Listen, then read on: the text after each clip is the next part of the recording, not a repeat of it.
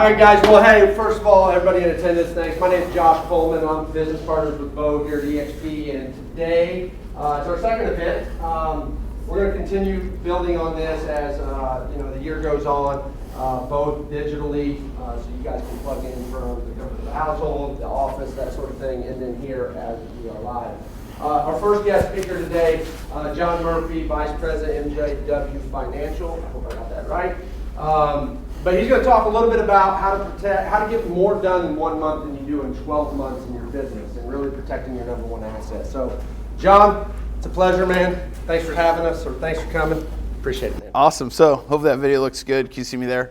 Hopefully, don't hold it. I'll try to keep this to 30 minutes, so it's 12:05. So, I'll hopefully get as much good, valuable information from all my life lessons.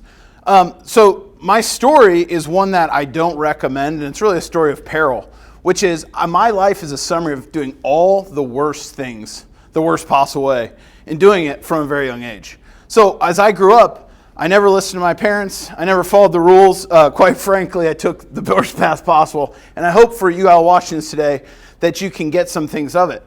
Because the lesson I never learned till much later in life was this. Youth is wasted on the young, experience is wasted on the old, and most people live the same life for 30 years. Meaning this, there is someone who came before you who did everything you wanted to in your life, but instead you thought you were so valuable and smart that you'd reinvent the wheel. And again, why do I share that as the starting point for this talk?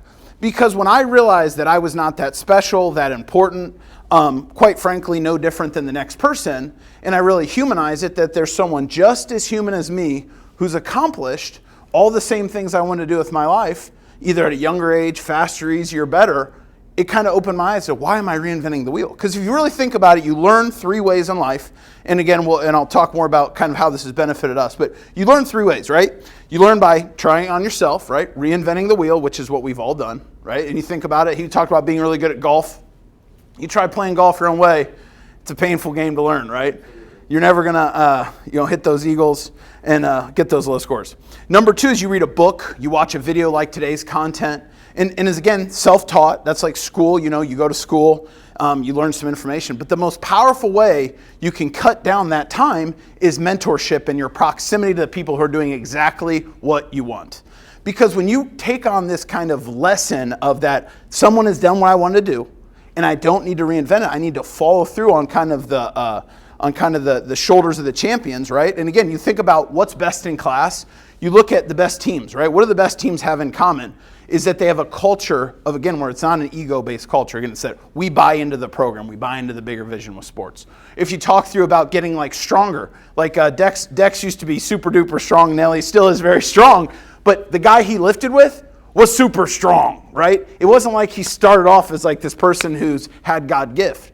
So as I start this, in every presentation I say the same thing, which is what most people do wrong when they listen to something new is they try doing 100 things, right? 100 books in a year, you'll try to lose 50 pounds, and you'll try to build your business, right? Because here's the unfortunate part about life, and this is what I'll tell you. We're all trying to do too much without eliminating enough. So how do you accomplish more in 1 month than you did in the previous 12? So here's my story.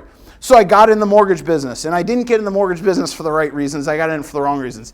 I actually worked at a company right there called Digiop Technologies. I drove in this office. I'd park in that parking lot every time I drive by. I think for how far I've came. And the reason I got started in the mortgage business isn't because I love mortgages or love selling things. I got in it because I hated my job, right? Everybody can attest to, hey, I hated my job. Dexter I met, hated his job. You probably hated your job. You probably hated your job. That's why I got started in this business. I didn't get started because I had some grand vision of building a team and all these things. It was that my life was at a point of pain, and this is something to remind you. People are more attracted to pleasure than pain. Those are our 2 drivers. So what happens in life is that we do it all wrong, right? As I said from the beginning. So start thinking these lessons through. Because in turn from those humble beginnings of 3 of us in an office, we've grown to 71 employees. We did $590 million in 2020. We did $520 million in volume in 2021. And the way it happened is by these small changes, these small disciplines that we're going to cover today that'll help you out. So as I start this presentation, again, my PowerPoint isn't really put up. It's paper, so keep this in mind here. But point number 1 is this concept of time, and a lot of us don't talk enough about it. And I kind of already started the piece of time. which is, it isn't until you start having a family, I think, that you start realizing, or you have injuries, that you start going, wait a second, the clock's ticking on my life. Because at the end of the year, here's what you got to remember. The only person you're really competing with is you.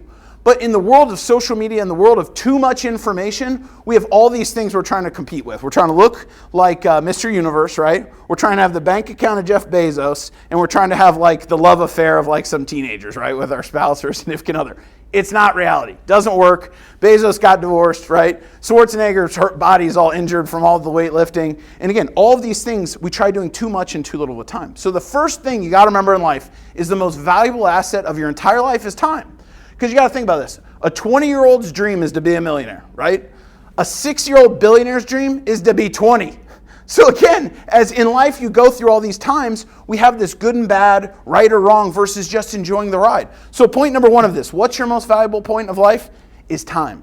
So no matter what you do, whether you accomplish your goals or don't, never lose track that really the goal of life is to enjoy the whole damn thing. The best part of life is just all the things we get to experience versus this paradigm where I have to get all these things done.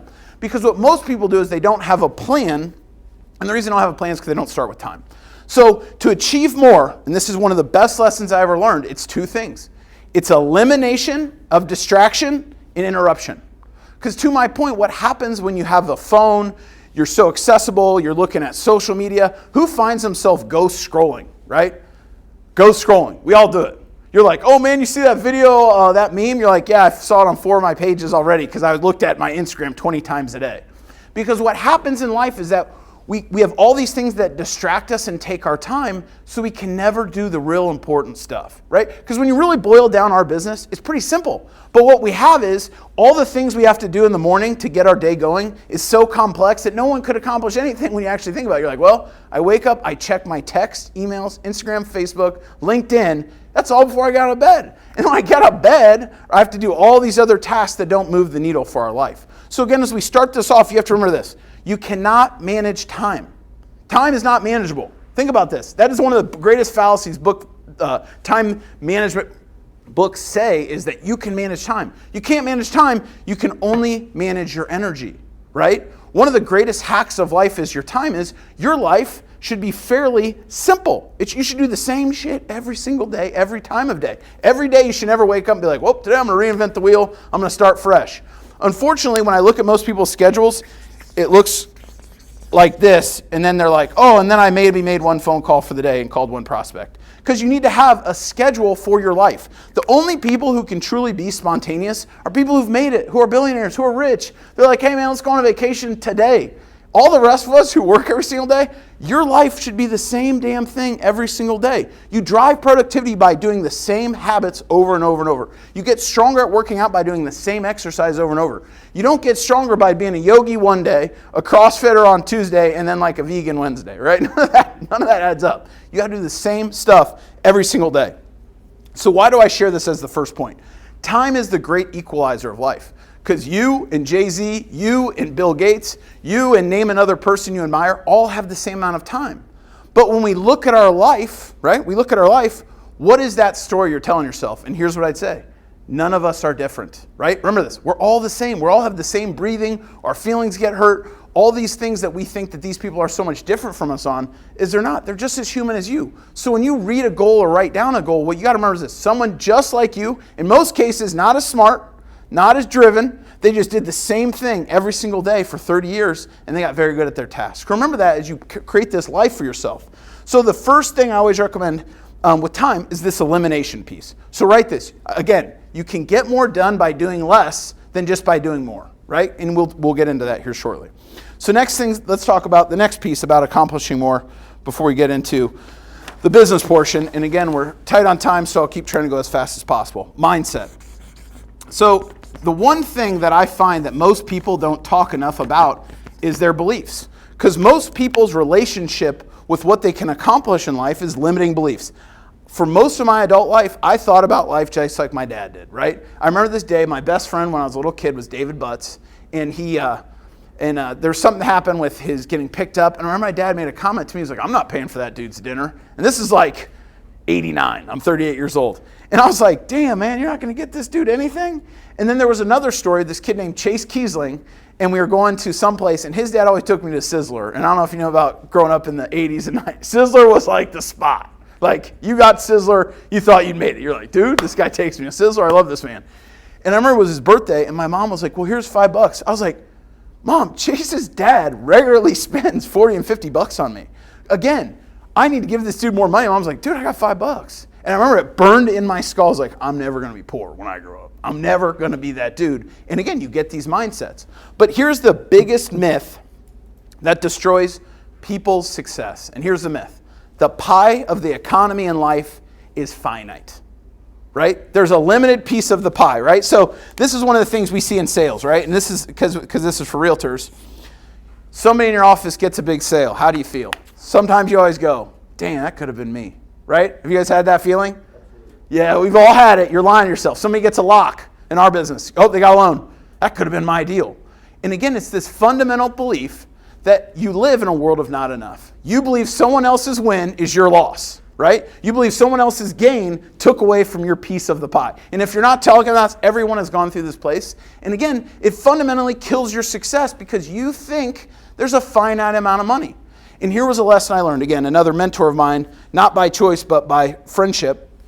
His name is Bill Boss. He owned Blossom Chevrolet. I don't know if he told anybody, he just sold it for a ton of money, like $40 million. I don't know, Bill, if you're watching this, I'm sorry for telling people your business. So growing up, he told me this when I'd always be a really hard worker because I'd always be in this world of not enough. I'd be like, dude, I got to work more. I got to work more. I got to work because I'd always be like, oh, if these people win. And he looked at me and we were on the way to he was hosting a party for 4th of July. And he walked in the liquor store and I was like 15 and he pulled out $5,000 and he bought all the booze in the liquor store. And I was like, that's so cool. And he looked at me and he goes, what? I was like, dude, you just bought all the booze. He's like, and? He's like, John, there's too much money in the world. There's more than enough money, not enough money for you to just get by. Because what he told me from that money, he goes, just remember this. When you're worried and working hard for money, there's some guy who's in Mexico who has $2 billion in cash in his basement. And you know what? The guy doesn't even speak English, nor pay taxes. So again, probably some drug lord, right? Because our economy in America is so big and vast that this dude who doesn't speak English and sells illegal drugs has billions of dollars in cash and he doesn't live here. And then think about this. The FBI is like flying drones over this dude's house trying to kill this man. So again, as you're telling yourself the story, as we talk through beliefs and mindset of not enough, think about that. Think about El Chapo and all these other drug lords down there that are just raking in billions and they're not U.S. citizens. They're on the FBI most wanted list. So when you're saying, oh, the market's tough out there, man, be like, hey, this dude's got the FBI on his back and he still makes $100 million a month. So remember that. So again, you have to change this mindset. Because here's the reality of it, as you say right here, there's too much money. There's more than enough money. There's billionaires being born every single minute from NFTs, which just blows my mind, but these dudes are doing it, right? And so you have to question your thinking. Because what happens in life is, it's like Abe Lincoln said, if you had 7 hours to chop down a tree, you need to spend 6 sharpening your saw. What happens to most of us is we don't address these issues about mindset. We don't address the issues about paying it forward. We don't address the issue like this event, moving the free line, providing more value with no quantifiable return in the beginning, all because it's built on goodwill and again, paying it forward. Because what happens to most of us in life is that we all create this story and this narrative. Back to this. And this is the truth, is that why have, like, again, we could just go to the audience, but let's share some reasons. Why aren't people successful? Just shout out some words. Why aren't people successful? Limiting belief. Name another one. What's another one? What? Lazy. What about this one? I don't have enough time. Has anyone said that? Heard that? What? Another one. I don't have any money to get started. Man, I can't get in real estate. I don't have any money. It takes money to make money. What's another one? I don't have enough experience. I'm not qualified yet, right? These are all resources. And to this point about it, this is what you got to remember. And I'll just write resource so I don't spell it all out here. But you got to remember this. Oh, here's another one. Contacts. I see that other agent in my office has all the contacts, man. They got all the clients. I don't have anybody, right? Who said that? By a show of hands, we all have. That's the sign of kind of the salesperson's journey. Because if you actually look at it like this, what makes the people who are the most successful? It's resourcefulness, right? And I'll just put, and that'll be resourcefulness, this will be resources. So people who base their success on resources is time, money, experience, contacts. But this is the next side of the story that nobody says when they talk through this. Who has a friend here that was given everything that's like in their 3rd stint in rehab? Who has a friend here that was given everything that wrecked their family business and almost hurt their family name, right? We have all seen those people, yet we hold on to these beliefs. And here's the truth. It's all about resourcefulness. It's about determination. Write that down. It's about determination. It's about creativity. It's about passion. It's about curiosity, right? It's about believing in cause and effect, that if I work hard for a prolonged period of time, I'll get the things I want. Because the thing about getting more done in 1 month and 12 months is that most of us never question our time, how we manage our time. We never question our mindset. And worst of all, we never question all these beliefs that we have that are disempowering us. Because you can meet two people, and I think of this story a lot with me, and I'll call the two people. One is, thank God I did, and that's his name, and his friend is, I wish I would have. And this parable is about two friends who grew up together. Thank God I did, and I wish I would have. And they were all buddies all the way through middle school, and they finally got to high school, and they both tried out for the football team, and they both got cut. So thank God I did goes, you know what? I'm going to go to the gym and get strong. I'm going to get faster. I'm going to go train. I'm going to become the best person I can be. And I wish I would have says, hey man, wasn't meant to be, I'm out, right?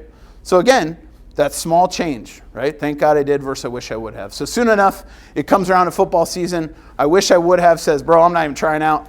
Thank God I did shows up and just starts killing people, right? Just the hardest dude out there because stronger, put on muscle, all those different things. So again, comes that next summer, they're both sophomores, and thank God I did, and I wish I would have dad say, boys, you guys got to get jobs. So they go to the first job, and neither gets hired, right? I wish I would have says, man, this job thing ain't for me. I'm not going to do it this year. I wish I would have keeps going from job to job in between his workouts and finally gets a job and works all summer. So soon enough, we fast forward a couple years, they go to college together, and they start off in life, and they both get a job at a big company. And I wish I would have says, man, I'm so happy to have this job. It's such a great place. And thank God I did goes, dude, this job sucks, bro. He's like, I can't do it. I'm rolling. I'm starting my own business. So again, they lose track of each other for 20 years.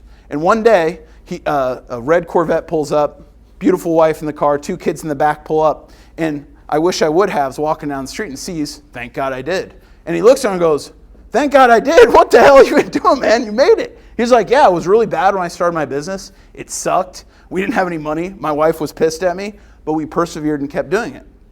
So the moral of the story is this. All of these small actions, from the belief shift to the time shift, add up so you live a life where you say, thank God I did, right? Because it's the small things. And for me, I think about this quote every single day. Don't rest in the middle, rest at the end.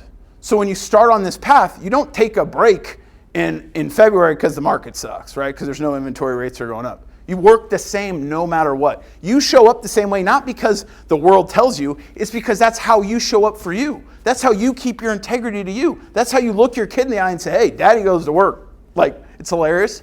But my kids always are like, dad's going to work. Mom's like, yep.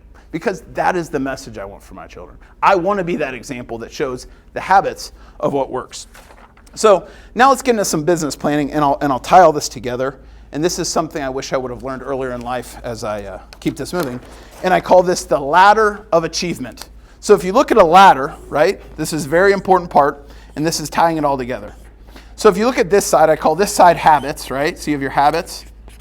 I don't know if you can read my handwriting. And then this side's your beliefs.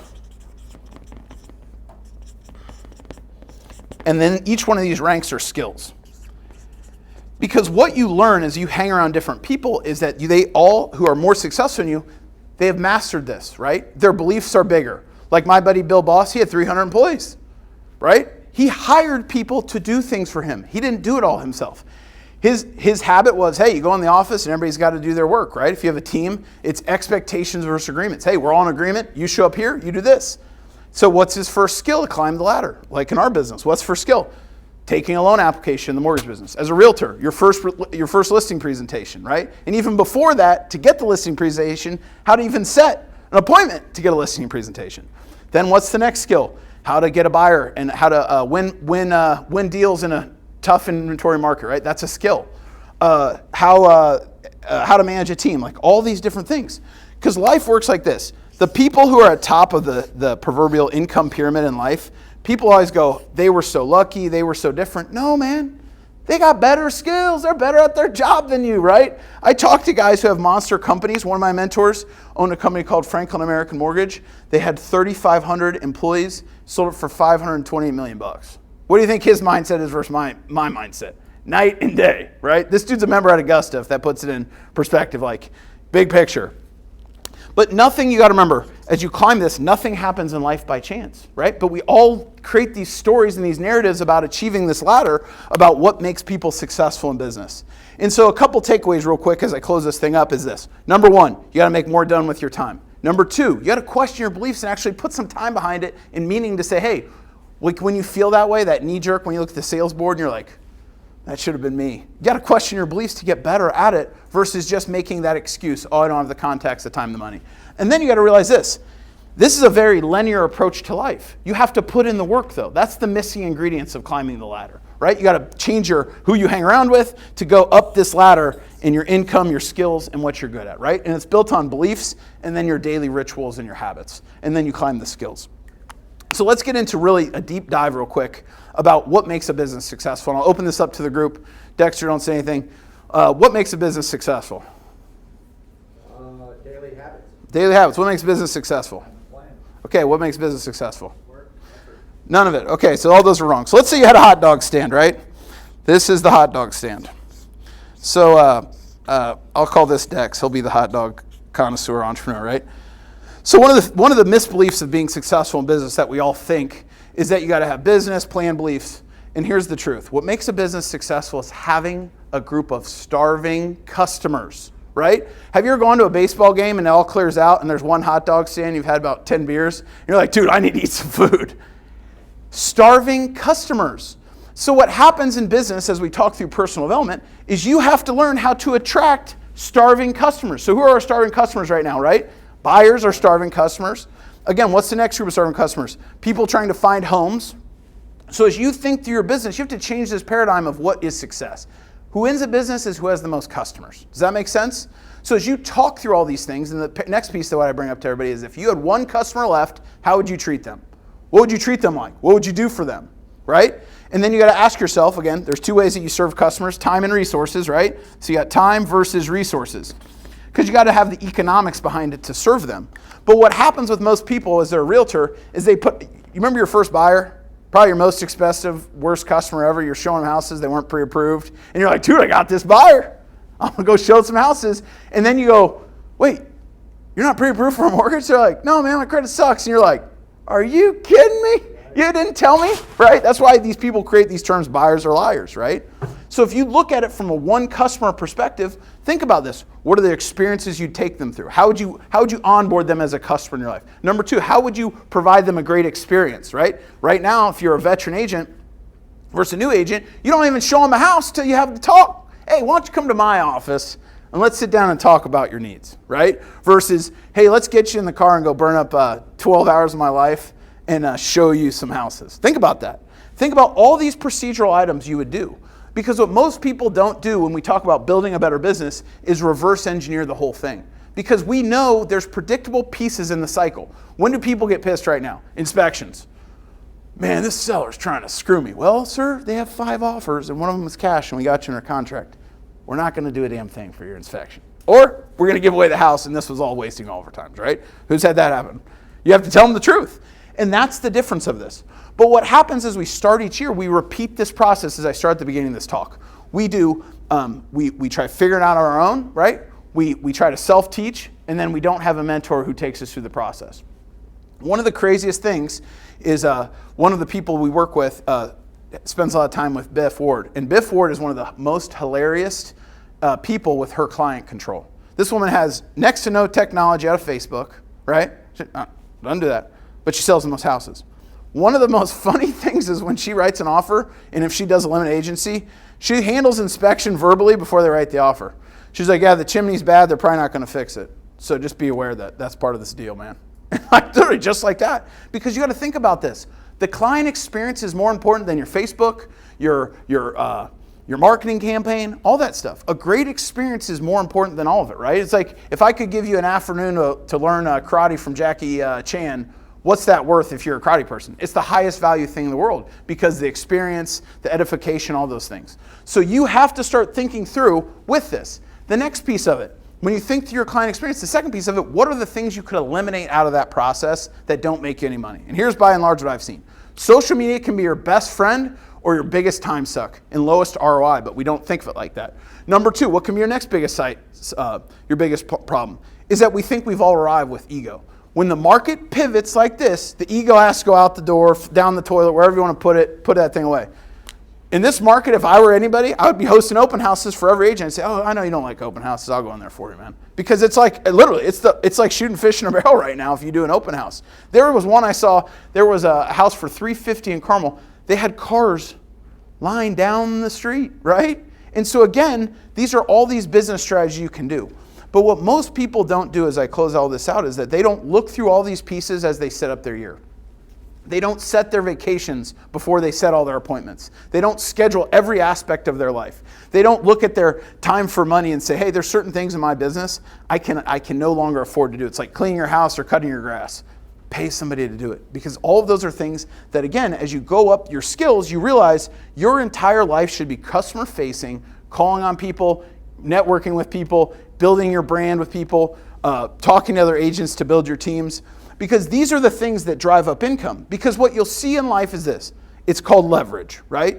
One person can only do so much. But as you hire people, you teach systems, processes, and you teach more people, that's how you get more done. We don't close $520 million in volume because it was John Murphy doing it alone. It's by building these processes and systems.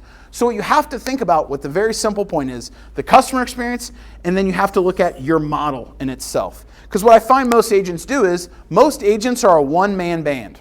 What's a one-man band? It means you play the harmonica, you play the drum, maybe the trumpet. What's another instrument a one-man band plays? A flute, right? But what happens is, that's not how the best agents run their business, right? What's the first role, right? If you look at it, they hire an admin, right?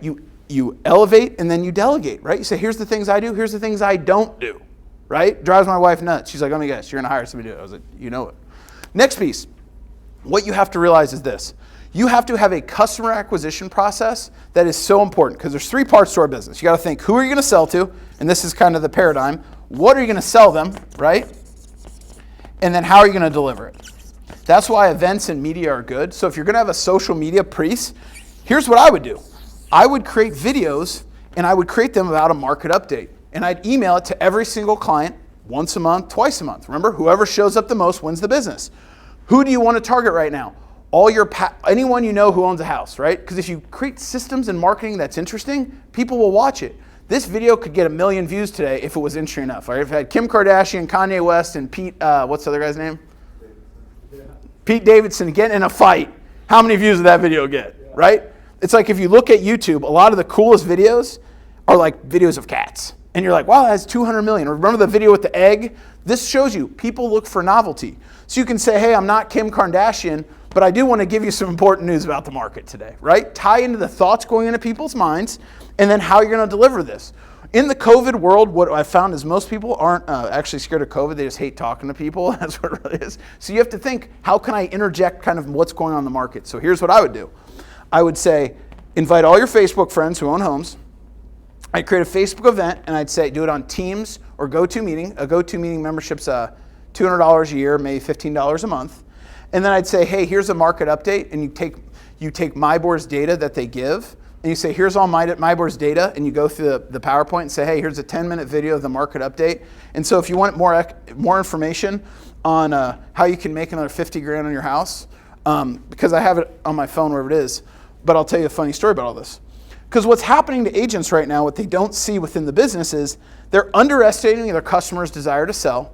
They're not sharing enough information to them to bring them up to speed what's actually going on, right? You're assuming your friends know what you do, or worse, you assume your friends care what you do, which is always like the most painstaking thing. You're like, oh, I talked to that person, they sold their house to somebody else, that SO whatever, you know?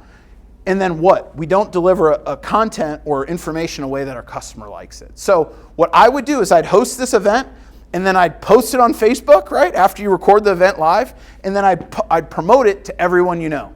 That's literally what I would start by doing. Because what we don't do as we start the year is we don't re-engineer our business. We do it the same way we did it the prior year, right? You have to be always ready to pivot. But what happens to most people is they don't have the time. This is the first excuse I hear. I can hear it in people's heads already while I start with these other items. John, I don't have the time to do that, man. I ain't got the time, man. I don't have the money. I don't have $200 and videos and all these other things. What's another excuse somebody might say why they can't do this? Give me another one. What's another one we said? I'm not that creative. Dude, I won't do that. And again, that's why when I do these trainings, I cover all these fallacies and lies you tell yourself. So that way you remember this. Taking action pays well. But most of us start the year with these myths and these misbeliefs. We start the belief that we're different and we don't have the time. And then when a guy like me comes up here and lays out a brilliant idea, you know what you say? Maybe next year, John. Maybe another time. So as we look at this call, and I'm hitting the 30-minute mark, these are the simple paradigms where you have to think about scalability of your sales. Most of us do not cast a big enough net to make an impact on the marketplace. Think about that. When we think we're selling hard, you know what we all forget? Our customer, first of all, might be going through a divorce, might be having a sick kid, might have a parent who just died, might have a family member with COVID. We are not top of mind, but we have to do things that make it convenient for them in the modern world to sell our ideas and input our things to their life in a way they like it. The golden rule of life is, again, and this is not what you guys think it is, he who makes the goal does not make the rule. Who can create and drive attention makes the rules. So what happens as we look through this model and we talk through the business is this. All of these items back to time needs to be scheduled. So I kind of came up with a formula with our people, which is this. You need to create a checklist for your life that no matter what, you do not negotiate with. Because what most people do is if I were to offer you a job at $400,000 a year or $500,000 or $1 million a year, how would you treat the job? I mean, think about it. Would you wear a suit every day if you had $1 million salary? Would you be the first one in the office if you made $1 million? Would you be the person that held everyone to the same standard? Right? Think about this. But what happens in life is we are the superhero of our own story, but we build this character out to be like the softest person ever. They negotiate on their goals. They don't commit. They don't follow through. They don't have high integrity. So let's just create a 2022 checklist to dominate, right? Number one, I would recommend 100 calls to people you know every single week. People are like, man, they don't want to talk to me. Sure they do. They just don't want to talk about real estate, loser. Be interesting. Be cool. Hey, how are your kids? How's your mom? What's new? You ever meet little old ladies in real estate who crush it? And you know what they do? They go to church. They go to brunch with their friends. They go to the funerals. You know why? Because they're always doing these things. So number two, create an interesting life that involves meeting new people. And I missed an A there. Create good life, right? So again, by being out and doing interesting things, you can do it, right? And again, this is in person. That's a competitive advantage. Number three, create content people will actually digest. And what you can do with content creation that's crazy that most people aren't doing is they're thinking too small. You know what did anyone ever know that I was on the news?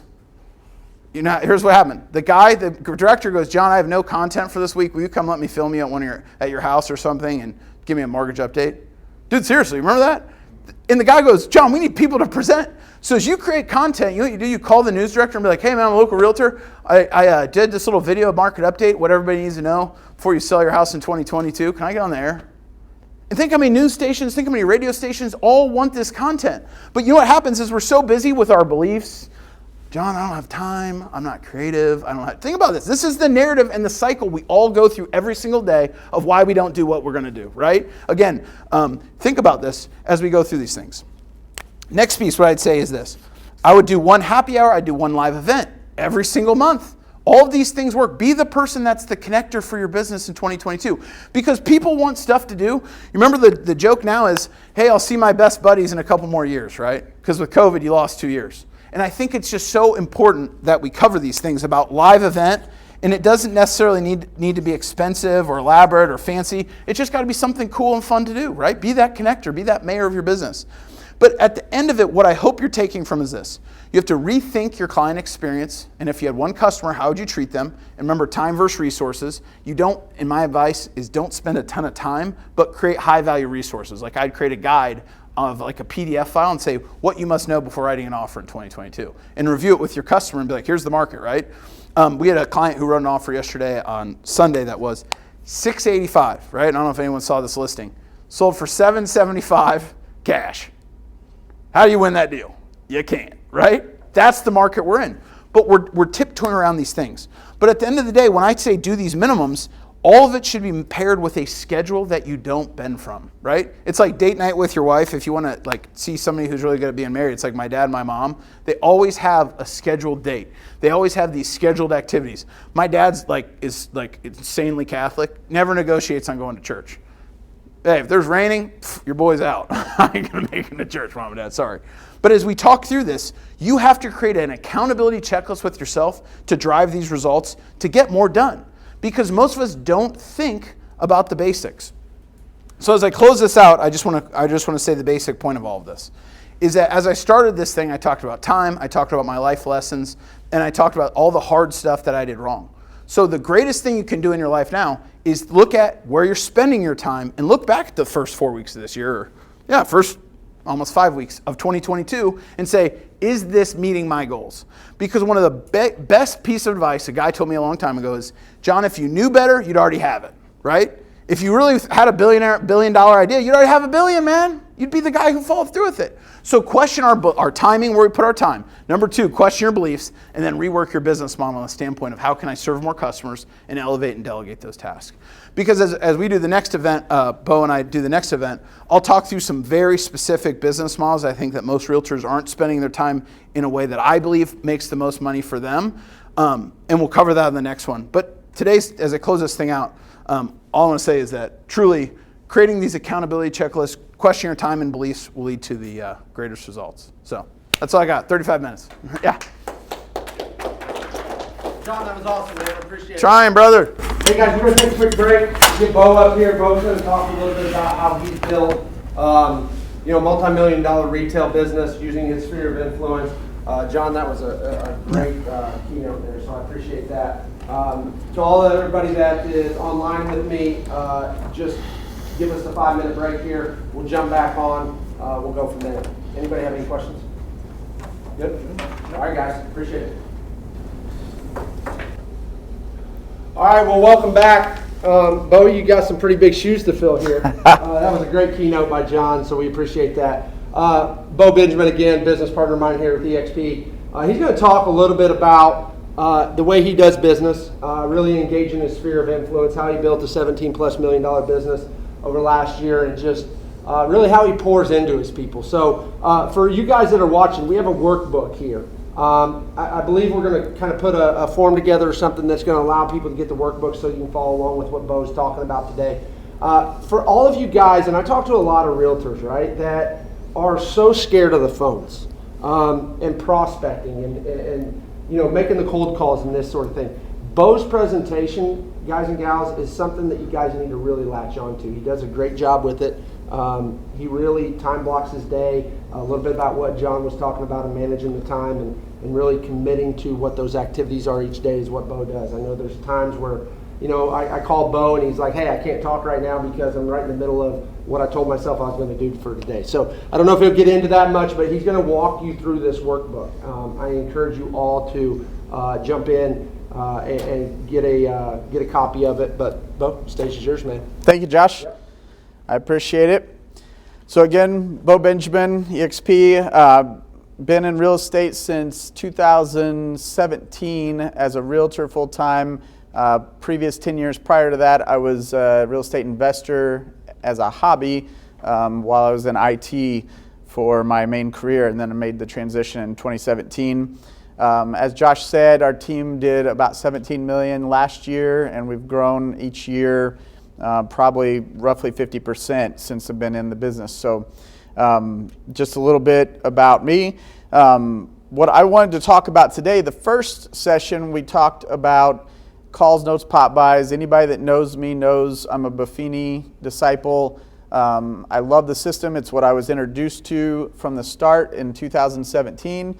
And much like John said, I took that, I time blocked, and I just started doing that. I mean, like he mentioned, just simplify your day, do the things that are valuable, and that was what I was taught. And I needed a way to replace my income from IT, so I had to jump on it and execute. So over the last 4 years, I'd say the best thing that I've done is execute, simplify, time block those steps. And we can go through some of that when I hit those points. So, but today, as I mentioned in the preview videos, I want to talk about lead generation. So we're going to start out and we'll kind of follow along with the workbook. So one of the biggest questions is, what is being a realtor? Some people get into the business because they watch the TV shows, they see their friend doing it, they like design, fashion, home staging, design type things, and they like the idea of going around with their friends and picking out houses. And those are all great things, great reasons if that's what drew you into the business. But I think there's such a high turnover in this business because that can be a misconception. I think when I started the training I took, they said there was somewhere between a 60 and 80% turnover in the business year over year. And I was like, what in the world? Like, I think the guy even said, look to your left, look to your right. Only one of you will be a realtor next year. So that just is crazy to me, and that persists year after year after year. But why is that? Why is that? Because what is being a realtor? And the answer is really sales/lead generation. All right. So you're doing two things all the time. You're marketing and you're lead generating. And I actually was watching one of Josh's talks or videos the other day, and he talked about how those two things can be different based on the life cycle of a client. Well, I'm going to kind of not contradict Josh because he's right, but I'm going to kind of go the other direction and say these things are the same thing. It's a cycle that is ongoing forever. As a realtor, you are constantly in the business of making new connections, lead generating, and your marketing is a factor of that happens when you get to list a home. That's a privilege, by the way. You get to list a home, and yes, you're going to make a commission on that listing, but that's not the best part of the listing. The best part of the listing is you just got a reason to market your brand and get more clients. That is really the ultimate goal for a realtor. That is an easy way to get more clients. If you don't like being on the phone, then get more listings. But the problem with that is to get more listings, you have to be on the phone. So one of the reasons this business is a turnover of 60 to 80% year after year is because people aren't told the truth up front, or they don't seek the truth before they make a career decision to get into the business and find out what it is. It is 100% sales, lead gen, marketing, and it's just a cycle that goes around and around.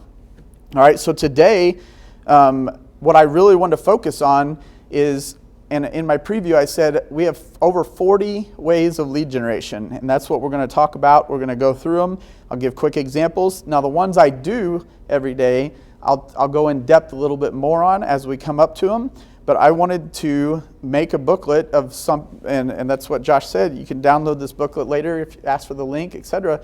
But if you're just starting out, or you've been in the business 1 to 3 years or so, you're doing 5 to 20 deals, and you need help, and you're wondering how to grow. How do those people do 50 deals, 60 deals, 70 deals, 100 deals? Those tiers are all about the realization of, I need to expand my lead generation. I need to drive harder into it. I need to drive harder into marketing, branding. Just as John said, people don't know what you're doing. We often think about the problem. We assume everybody sees we're a realtor, and that when they need a realtor, they'll call us. That's just the worst. I mean, that is the most common, but yet the worst assumption of all realtors. One of the examples, I may have said it in the last presentation we did, but it's worth repeating, is I love to talk about people's fear of calling and fear of asking for referrals, because I use the example, if my friend opened up a barbershop or a salon, guy or girl, and I go in to get my hair cut, and at the end of the haircut, I go up to the cash register and they say, hey, Bo, can you do me a favor? And I'm sure, what's that? Well, I'm just opening this business. I'm starting out from scratch, basically. I need you to just tell everybody, all your friends this next week as you talk to them, if you could send them my way so I could grow my business, that'd be great. I'll provide great service when they get here, best haircut they've ever had, but just send them my way. As the recipient of that ask, I immediately am like, heck yeah, I want to see my friend succeed. I want to see the person that I care about grow, be better. I want their business to grow. I want to be a part of that story. We often think that people don't want to see us succeed, and our friends in our sphere don't want to see us succeed, but that's just the opposite. They want to be a part of that success story. When they go and refer their friend or family to you, and you serve them well, and then you succeed, they can say, I put a stake in that. I'm a part of that story that helped them succeed, help them get to where they're at. And then they'll refer again, because now they're connected to you. They're locked in. They're become truly a part of your life and a part of your story. And they feel like, if I keep helping them succeed, I'm a part of that success. And so asking for referrals should be the bare minimum, especially when you're inside a transaction. You should be asking for referrals every single time. That's called mining the transaction, and it's one of the easiest ways, because you already have to call them to go over the inspection report. You have to go over the appraisal. You have to go over the process with your clients. Absolutely, at least one time during the transaction, you should be asking them for a referral. There was a script that I ran across early in my career called the Promise script. And it was with a different brokerage, but nonetheless, it goes across all brokerages. But the guy was in like this little podunk town of Iowa, and I think there's like 300 to 500 people population, and he did 100 deals a year. I mean, the ratio was insane. Like, I don't have the numbers off the top of my head, but he talked about this script, and he sat down at the beginning of his buying or selling presentation, and he said, here's what we're going to do. You have to do this anyways. You should be doing this. You shouldn't be flying by the seat of your pants. You have the presentation. You lay it all out. But you say at the very beginning, now, if I do a great job, and I'm going to do everything I can to have you have a great experience, what I would ask you is that you promise that you would tell someone about me that's going to buy or sell a home. That's all I need. That's how I grade myself. That's my 5-star rating on Google, whatever. As my rating is that if you do that and refer somebody to me, I know that I will have provided good enough service to earn that referral. And the people often are like, oh yeah. And in the story, he goes on to say that people would actually get to closing and come in and like kind of have their head down a little bit or whatnot and be like, you know, we're sorry, we haven't found anybody that we can refer you to, but we're still going to. You did a great job. Like, they felt like compelled because they'd kind of made a verbal promise. That's where the promise script comes from, a verbal handshake, that they were going to live up to their side of the deal. And when you live up to your side and provide excellent service, now they feel that indebtedness that they need to refer you to someone because you made that agreement up front with them. I thought it was incredible. 100 deals a year on a town that's probably 1/10 the size of Carmel. I'm like, the 100 a year right now is a mountaintop for me. It's like a place I want to get to. So I'm like, that's crazy that he's doing that in the size of town he's in. I got off script a little bit, so let's get into lead gen again. So ways to lead gen. The number one way, obviously, I think this is going to be a no-brainer for anyone that knows me, is yourself in person everywhere you go. That's the blank number one there if you're following along. And then I just listed out, this is part of the 40 plus ways. These are things that I've done. Like this is not me just sitting down and writing some stuff out for this presentation. The post office. I literally know my post office person's name. I know my post man and woman. I have two people, they switch. Name that comes and picks up my note cards every day. I know their name. Some people tip their postal worker at Christmas or whatever, and they're not even in a sales business. So what are you doing as a person that needs business, needs referrals, and do you have a relationship with that person that, by the way, knows everyone in your neighborhood because they deliver their mail? Coffee shop. If you're a realtor, you probably live off coffee, maybe have an IV of it somewhere in your arm, inside your coat.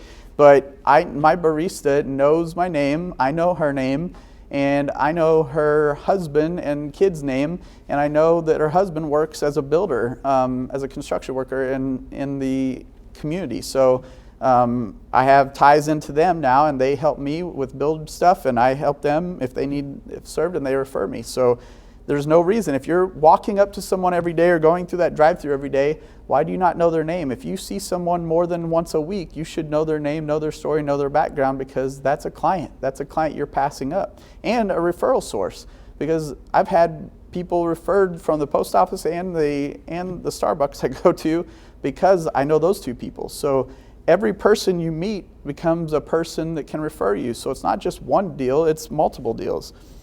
Dry cleaner. Obviously, you have to wear these clothes. I don't wear them every single day, but I got to take them to get dry cleaned. So know that person's name, family history, everything else. Restaurants you frequent. Your car mechanic. The place we use in Westfield is very well known, very popular in Westfield. Everybody on all the social media platforms, if you ask where to get your oil changed, where to get this done, everyone points to them. But guess who knows their name? Guess who knows their family? Guess who knows everything about them? Because I'm sitting there for 30 minutes anyways. If I'm getting my oil change, I might as well use the time to get to know somebody and know a little bit about them. Police and fire department. Now, I have a few contacts here. I am lacking in this. There was a lady in my office, though, that I admired because she connected with her local police and fire and took them little goodies, Rice Krispie treats, things like that. I mean, they all knew when she's pulling in the drive at the fire station, like they're getting a goodie, and they loved it. They like, of course they're going to refer all their friends and everyone else, and the whole freaking station uses her as the realtor. So it's such an easy one and something that should be done anyways, because they truly are the heroes of our society. So heck, I didn't even put teachers on here. It just made me think. I was thinking heroes of society. My kids got teachers. And we got a question over here. So one of the things that I've done well with too, and it goes to this, and I don't do a great job at it like you do, but 7 levels of communications. I don't know, have you ever read the book? I think it's a spin-off of Buffini and What You Really Do, but they have this thing called memory jogger. Have you ever seen it? But it kind of plays into what you're doing here. It's to jog your memory of all the people that you run it, like what you said, like be yourself in person everywhere you go. The memory jogger is like everybody you know, from like what you talk about, your mechanic and your coffee shop, your barista and all that, like to the taxidermy if you're a hunter, right? Like who does that, or who does, your mechanic or your person that cuts your hair. So for the audience here, I'm just saying that might be something that we can get them to. So absolutely, I'm going to repeat it because I got the mic on.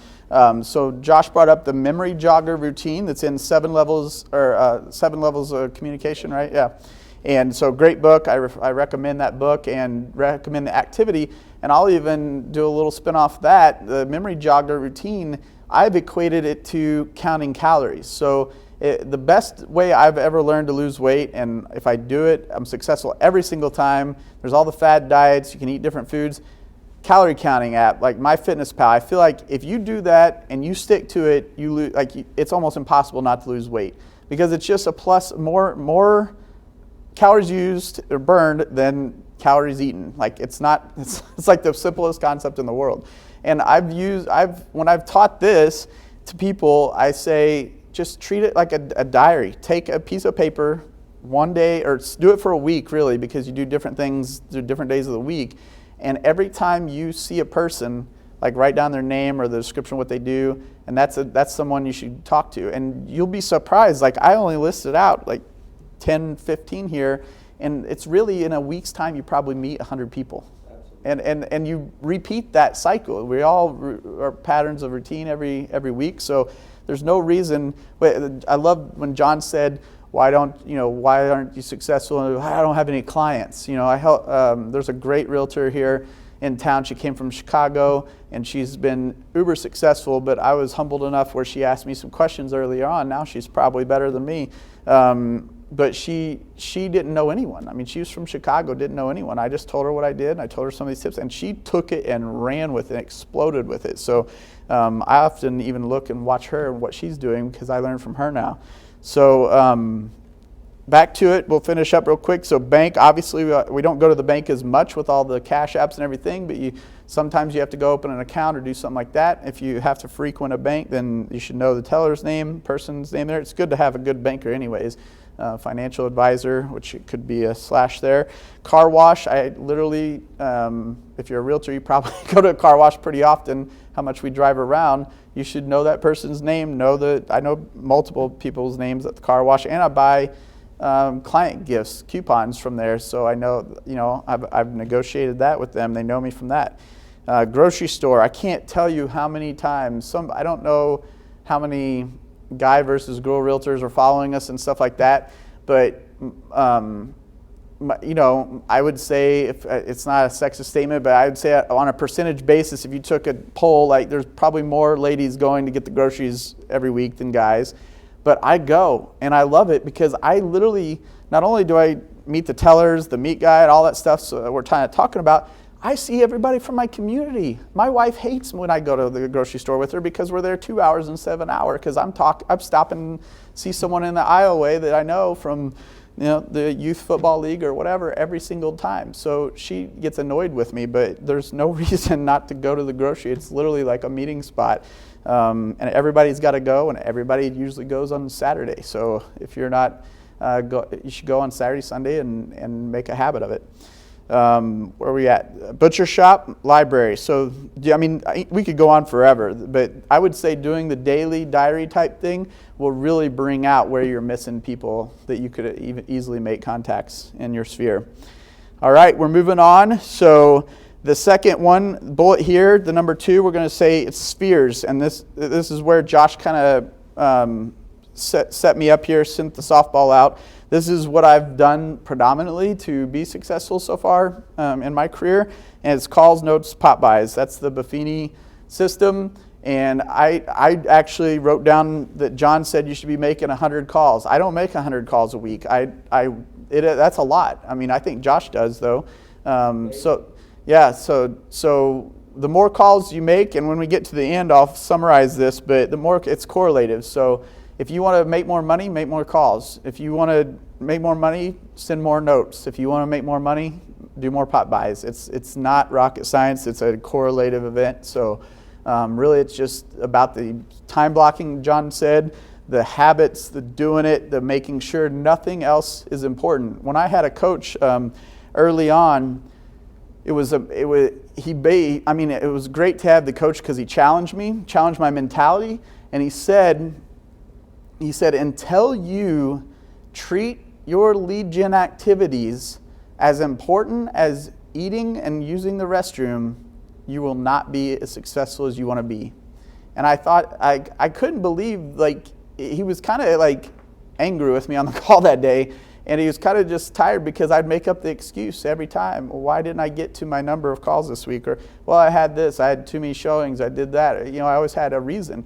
And he's like, but if you had to use the restroom and you had some other distraction calling you, texting you, doing something, and you're like, what do I do? Do I use the restroom on myself here in public, or do I attend to this distraction or request coming in?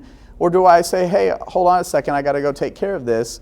He's like, you go to the bathroom because that's what we do as humans. And he's like, but that is because it's a priority. It's just all about priority and prioritization. It has nothing to do with being a better realtor, a better salesperson, anything like that. It's about making your priorities and sticking to them.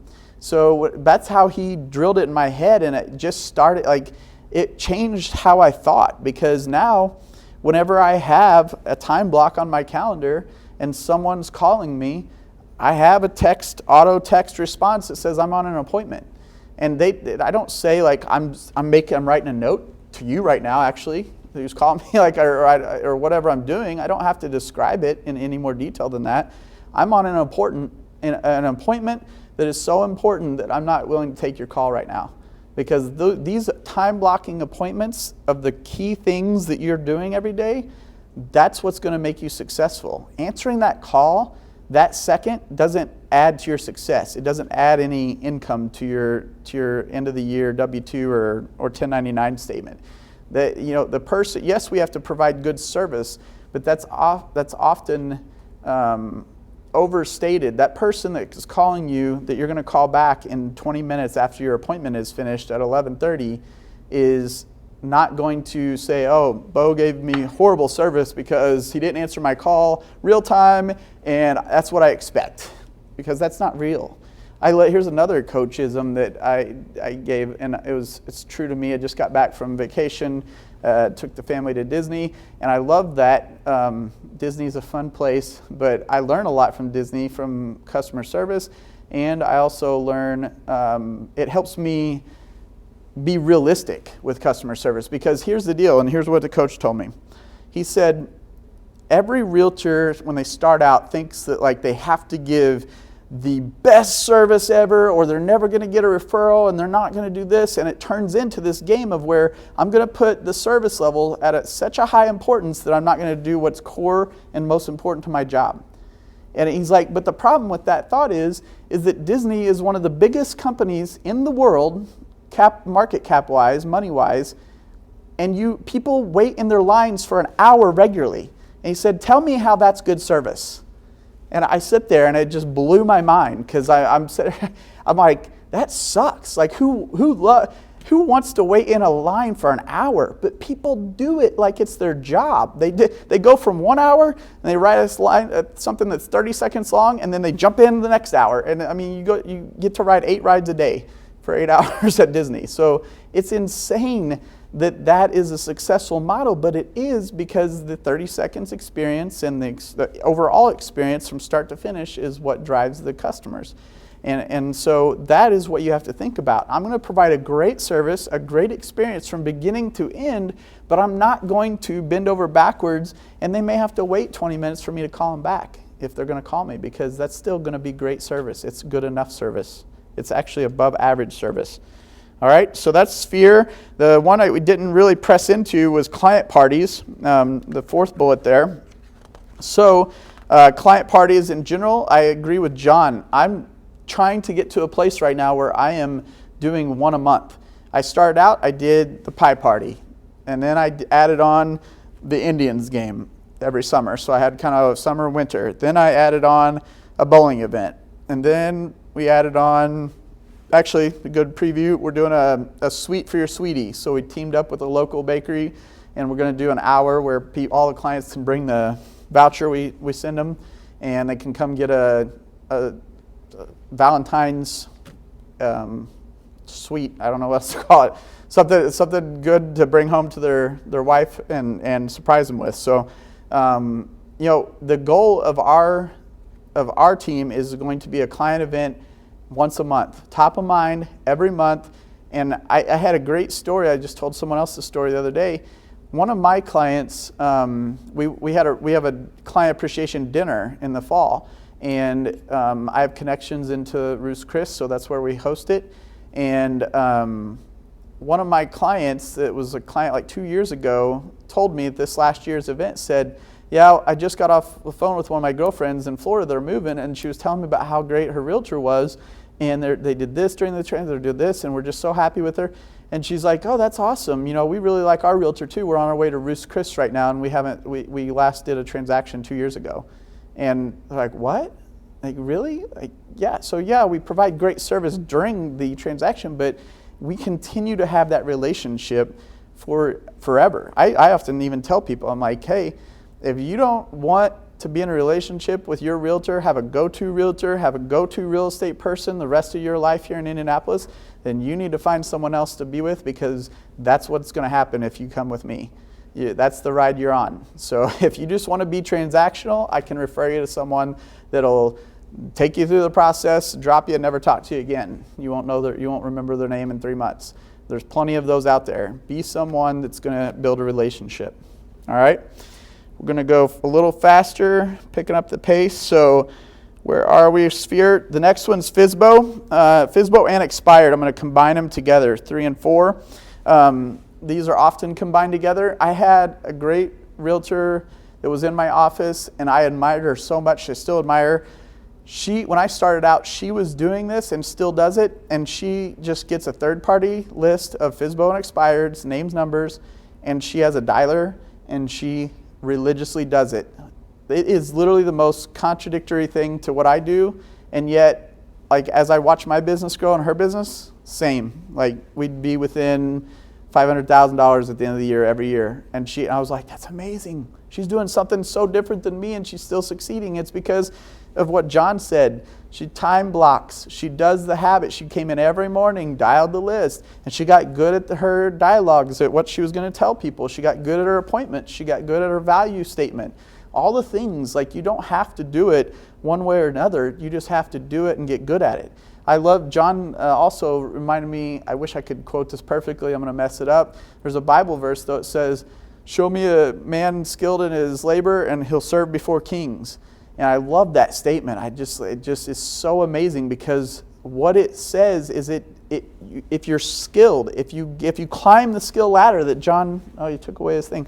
If you climb that skill ladder, you will serve before kings. And what that means, it's not true kings in today's world, but it's the upper echelon of people, right? It's the people that matter. It's the people that will be with you through your whole career and treat you well and give you all the referrals that you could ever want, because you're serving them well, because you have the skill set to do so, and that will just flourish in opportunity. So I love that saying.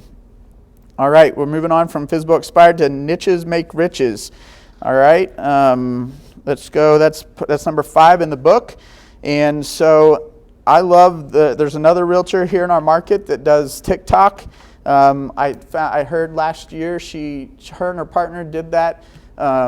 Started it really big last year and dedicated themselves to it, and they did like over $3 million in sales from TikTok referrals and leads. And I'm sitting here thinking, like, that is insane, that from one source that they just, again, built their skill set in and repeated the habits of building more videos, building more generations on TikTok, and their videos get more and more views. I just had a builder. We were doing a video with them, and one of the builder reps did a TikTok video actually making fun of realtors and turning off and on lights, because the builders don't really have to do that. That's the difference between like a builder sales rep. They're not traveling around and touring all the houses like realtors do. They're stationary at their build site, but they kind of made a play off realtors having to tour different homes, turn off the lights, and it got over 1 million views. And I'm like, that's insane too. Like, why did 1 million people find it interesting enough to watch? But that's the thing. You never know when one's going to hit. But if you consistently show up every day and do another video, do another TikTok, do another Instagram post, do another Facebook, it's going to build momentum, and then one of them might strike a chord with society as a whole, and you might have 1 million plus views on a video. But you're definitely not going to have 1 million plus video or views on anything if you don't post anything, and you don't show up every day, and you don't put things out there. So again, all of these should be starting to come into one holistic message, which is to show up and generate activity every day. So Facebook, Instagram, I think you should have a plan there, like John said, regardless of whether you're good at it. I don't do a ton with it, but I have people that work for me that are doing it for me.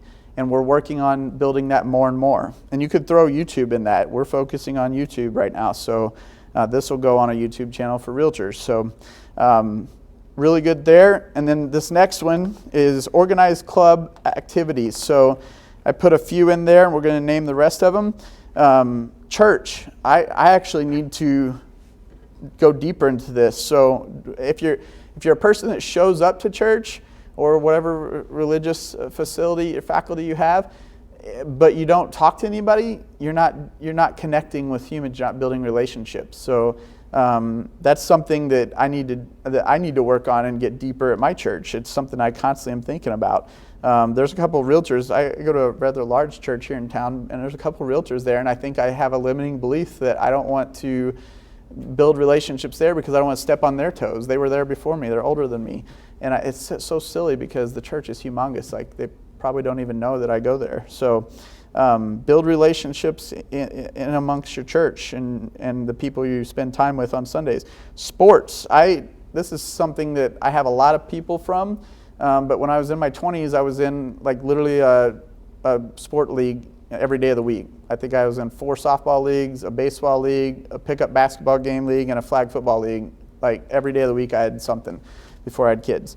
And so And so, like, a lot of my contacts were relationships from that time. And if you're in a position in life where you can do hobbies activities, which hobbies is the next one, anything you're doing on a regular basis, again, it goes back to the very first bullet we talked about, anything you're doing and showing up and seeing the same person more than once a week, you should be building a relationship, because it's just another way to lead generate. I'll tie into that too a little bit, Bo. Like, one of the things, we do travel baseball, travel basketball now, an 8-year-old and the 6, the 4-year-old, and that's what I spend the majority of my time after hours doing. But the amount of, I bet I have, I don't know, 25 or 30 people that I could add to a database that I've yet to do. Yep, it's sad, really. I had 2 main IT jobs, and my second job, I wasn't there as long, so I don't have quite as deep relationships. I have a to-do that's been on my whiteboard for a year that says, like, add those people, because I still have some great relationships, but I probably missed business opportunities there because I didn't add them in right away and continue to grow those. And I think to go back on what John was saying too, like, you got to build a raving fan, right? Yeah. The one fan that wants your service or your product or whatever it is the most. I mean, there's no better people, right? I think I get caught in this ideology of you got to generate leads, and then I don't look at this other silo of people that already know me, like me, trust me. Yeah. I mean, they trust me with their kids, right? And coaching. Yeah. Exactly. I coach at Westfield, and that's exactly what I focus on. I sponsor every team, and last year I was the commissioner of one of as the football league. Yeah. I sponsored 4 of the 6 teams because honestly it was because I ran out of time and I didn't do my job as the commissioner to sell the idea of sponsoring to the rest of the parents. Yeah. I sent out like 2 emails leading up to the season, and then the commissioner of all the sports asked me, like, hey, who's your sponsors for your teams? And I'm like, oh, we only have 2. I guess I'll sponsor the rest. But I'm like, why not? I mean, it's money well spent, because all the kids run around with the shirt, the name on the logo on the back of the shirt. So I had no problem spending that money. It was money well spent, in my opinion. The shirts are probably still hanging in most of their closets after the season and stuff. There was a lady in my first office, first brokerage. She has built her entire business. She's a pretty big producer, and she's built her entire business. Her and her husband, he's insurance sales, and she's a realtor, and it's all based off the affiliation with their kid. I think they have like 4 kids or something, and all the sports. I mean, they're known in Fishers as the realtor and insurance people because they've been active in that space this whole time, like growing up. And it's like, I wonder what they're going to do like after their kids graduate, because that's been like the biggest source. They're just so involved, and I'm like, that's amazing. So my journey of that is just now starting in Westfield. But I think if you're a realtor and you're not doing that, you're missing a humongous opportunity. Let's skip over to number 6. And honestly, this is something, I can go through I mentioned most of sports, flag football, basketball, softball, baseball, soccer, cycling, bowling clubs. Most people, we have a bowling event, and someone told me at one point, it was on a thing I was watching, that bowling is the most attended and done by the most people in the United States. So like, there's the common American, like if you think about it, like a lot of people aren't going to go play baseball because you kind of have to have a little bit of a skill set to play baseball. But even over golf, which was surprising to me, like because I mean, I don't know, time, but bowling is great. It's like an hour and a half, and you get in and out, and they got the bumper bowling. Like, you can suck so bad and still have fun bowling. Yeah. And so it's the most, like, from a client event, absolutely. And then like there's bowling leagues. So if you go to start a bowling league, get a group of guys, boom, you got opportunity to build relationships and get referrals from the league. So golf club membership, one of the guys I like that's a realtor told me, like, I have to get a membership. And he's like, yeah, I golf a couple times a week, but I built relationships in the golf club. Most people that can afford a membership doing fairly well for themselves, you're going to raise your price, your average sale price, because you're going to start getting deals and referrals from that group, and that's going to expand your network there. I put fantasy football. I literally have gotten multiple deals from guys that I've been in fantasy football leagues with for 10 years. Like, I keep saying I'm going to quit them, but it just keeps on going. Like the group's been together so long, and it's almost a thing where we don't want to demolish the group because it's such a staple in the life for 10 plus years. So, but great. I mean, anything that you're showing up to again and again. I just put a hobby's a million to name. So this next section, really, Josh would actually be better at speaking to this, but I'll just go through at high level. The internet. Internet leads are here, whether you like it or not. There always are going to be internet leads to tap into. And if you have the bandwidth to do all of these things, good for you. If you don't, you got to pick and choose. But I mean, you got Zillow, Realtor, Redfin, and at minimum, what I would do with this list is make your profile on as many things as you can.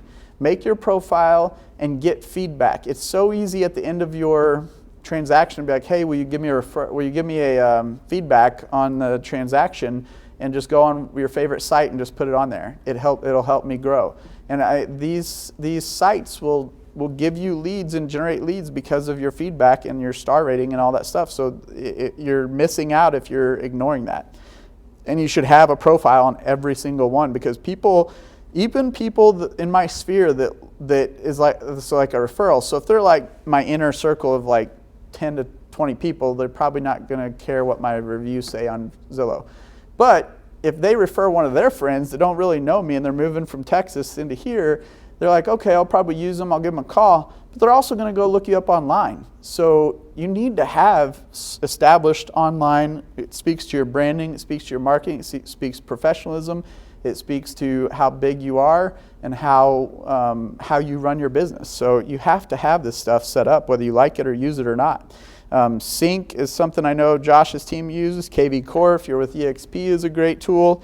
OfferPad, Boomtown, and general items, pay-per-click with Google, boosting ad campaigns on Facebook, and there's all kinds. You can just Google internet funnels, and you can probably find 1,000 different ways of building an internet funnel to try to funnel in traffic to you from the internet. So these are things I'm exploring. They're never going to replace my core of the Buffini system I use, but they're things that now I'm getting bandwidth to explore, and I'm going to try to get better at. And I think every realtor should be aware of them, if not using them. All right, builders is the next one. We are on number 7 in the book. And so we just did this yesterday. You have to go to builders. The builders are what's going to help our marketplace get better. Everybody's low inventory, low inventory, low inventory.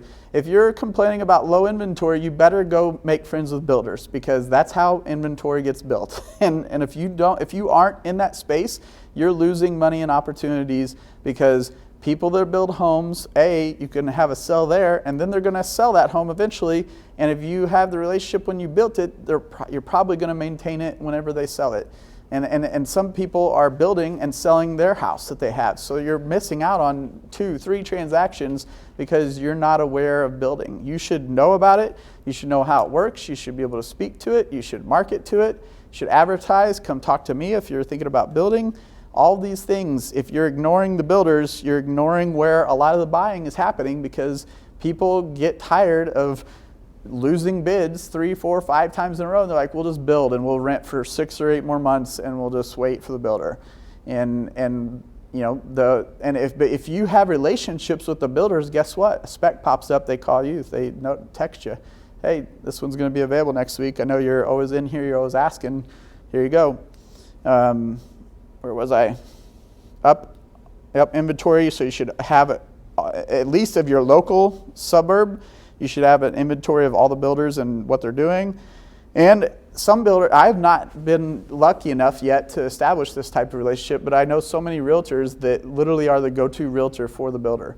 And that's just amazing. I mean, that's just almost like free money, especially in this market. So but you can't get there. There's another limiting belief, like John pointed out. If you are saying, I don't know any builder, well, that's because you're not going to meet them, and you're not going, and they turn over too. The sales reps turn over, new ones all the time. So maybe they have this go-to realtor, but that was the friend of the last sales rep that ran the whole site or whatever, and now you know that person from such and such, And suddenly they have the opportunity to recommend a second realtor into the fray or whatever. So you have to know them, you have to build relationships and understand what they have to offer the marketplace. They're so important right now. All right, to finish up, I put this saying because it's so true.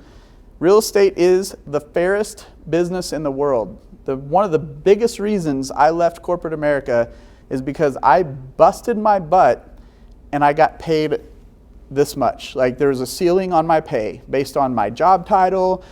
How many times I got told, well, keep down the path and you'll get a promotion to this level or this will be in your future. But I was like, but I'm already working and producing this much good for the company, and that's just a false ceiling. It's just made up rules in corporate America to really limit their expense at the end of the day. And so it's amazing now when I look at what I can generate in revenue and income a year, and I'm just 4 years removed, and if I would have stayed on that path, there's no chance I would have still been in their little silos of, well, it says if you're this engineer, you should make this much, and that's all we can do. We can't go over that, or else we'll be breaking these made-up rules that who made up, why they even exist. So I love real estate because it is literally the fairest business in the world. You will get, and it's the next blanks to fill in, there's a perfect correlation between the effort you put in and the results you achieve. There is no other way to put it. If you are not making enough money, if you're not getting what you want out of real estate, the number one thing, and this ties into John 2, is you need to ask yourself, what are my efforts? What am I doing every day? Because if I'm not making enough, I'm not doing enough, because it is correlative and it is perfect. So with that, we'll take, you can send in your questions online, and we'll be answering questions as we shut down the videos and stuff, but we hope to see you at the next events. We're going to be putting out I think it's on the back page here, the booklet too, February 22nd right now is slated for our next time. That's subject to change. We'll get all the marketing stuff out and let you know. But we hope to see you. We're going to have another great speaker like John, and John's coming back a few times later for another date. So we really appreciate you guys' attendance, and we hope to see you next time. So one of the things I took away from today was really like whatever you're committed to, or whatever you commit to, make that the priority, right? So I think a lot of us in real estate, there's a lot of things that Bo shared with you today, right? A lot of ways to lead generate, a lot of ways to do your marketing plan. And really what I would take from this, and if I could just give you one thing to take away, is that you've likely made a business plan for this year, right? You've likely made a commitment to yourself to do something that's going to generate business for yourself so that you can have the best year yet. I think whatever that is, it doesn't matter whatever it is, the Buffini system, or if you're going to generate online leads, if you're going to work your sphere of influence better, commit to it daily, right? It's a lot what John shared. So, Bo, thanks. I appreciate it. Guys and gals, look forward to you at the next event. We'll have it on a digital space as well as live. So, thanks. Appreciate it.